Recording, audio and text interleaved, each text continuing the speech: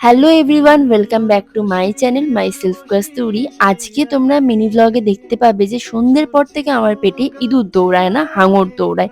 কারণ কি সন্ধ্যের পর থেকে আমি কেন জানি না বাইরের খাবার খেতে খুব ইচ্ছা করে, আর এতটা পরিমাণে আমি বাইরের খাবার খেয়ে ফেলি। পরে ভাবি যে না, এতটা না খেলেও চলতো, একটু মোটা হয়ে যাচ্ছি, রোগা হওয়াটাও আমার দরকার।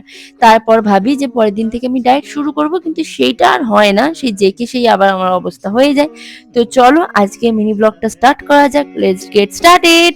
তো সবার প্রথমে বাইরে বেরোবো বলে তাড়াতাড়ি করে রেডি হয়ে নিয়েছি, আর আজকে মেকআপ করবার সময় দেখছিলাম আমার মুখে একটা আলাদা রকমেরই গ্লো দিচ্ছিল। কেন সেটা জানি না, কিন্তু ভীষণই সুন্দর লাগছিল। আজকে মেকআপটা আমার খুব ভালো লেগেছে। আর এত গরমের মধ্যে আমি একেবারে হালকা পাতলা ড্রেস পরেছি। তো তাড়াতাড়ি করে মেকআপ তো আমার কমপ্লিট হয়ে গেছে, হাতে আমি আমার স্মার্ট ওয়াচ পরে নিচ্ছি, যেটা আমি সবসময় পরে বেরোই। তারপর গায়ে বডি স্প্রে লাগিয়ে নিচ্ছি। এই বডি স্প্রে স্মেলটা আমার ভীষণ পছন্দের, তাই এইটাই আমি সবসময় ইউজ করে থাকি। আর এই হচ্ছে আমার গোটা আউটলুকটা। আর বেশি দেরি না করে চলো বাইরে বেরিয়ে পড়ি, আমার জন্য রাস্তায় আবার আরেকজন অপেক্ষা করছে। এখন রাস্তায় দাঁড়িয়ে দাঁড়িয়ে তার জন্য অপেক্ষা করতে হবে, আর সে চলেও এসছে। দুজনে মিলে এখন ঘুরতে বেরিয়ে পড়েছিলাম। আসলে সন্ধেবেলাটা যতই ভাবি বাইরে বেরোবো না, বাইরের খাবার খাবো না, কিন্তু না, নিজেকে আমি আটকাতে পারি না, কেন জানি না। মনকে অনেক বোঝাই যে না, এবার থেকে আমাকে ডায়েট কন্ট্রোল করতে হবে, কিন্তু সেটা আর হয় না।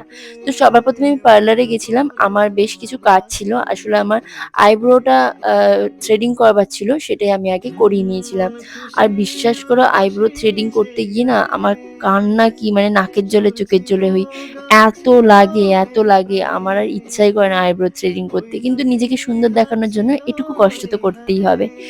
তারপরে চলে গেছিলাম সোজা স্ট্যান্ডে। স্ট্যান্ডে গিয়ে এক কাপ চা খেলাম আর বন্ধুদের সাথে খানিকক্ষণ আড্ডা মারছিলাম। সামনেই দেখলাম একটা গ্রুপ গান করছিল, ওদের গানটা শুনবার জন্য ওদের কাছাকাছি একটু বসেছিলাম, কারণ কি ওরা খুব দারুণ গান করছিল।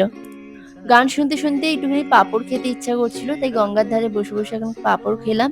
তারপর ওখান থেকে বেরিয়ে এখন বাড়ি ফেরবার পথে রওনা দিয়েছি। তার আগেও বেশ কিছু আমার কাজ ছিল।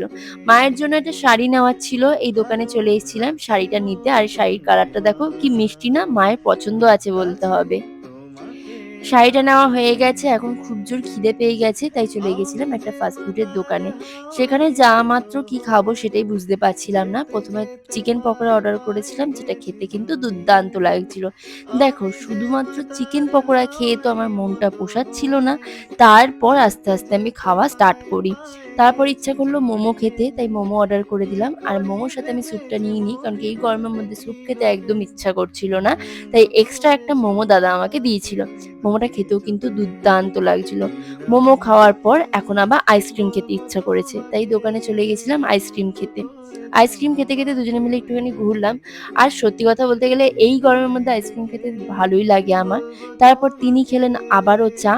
আর তারপর দুজনে মিলে অনেকক্ষণ গল্প গুজব করবার পর বাড়ি ফেরবার পথে রওনা দিয়েছিলাম। খাওয়া দাওয়া করে এখন ওকে বাই বলে দিয়ে আমিও বাড়ি চলে গেলাম। আজকের মিনি ব্লগটা এইটুকু। আশা করি তোমাদের মিনি ব্লগটা দেখতে ভালো লেগেছে। ভালো লাগলে অবশ্যই লাইক করে দিও।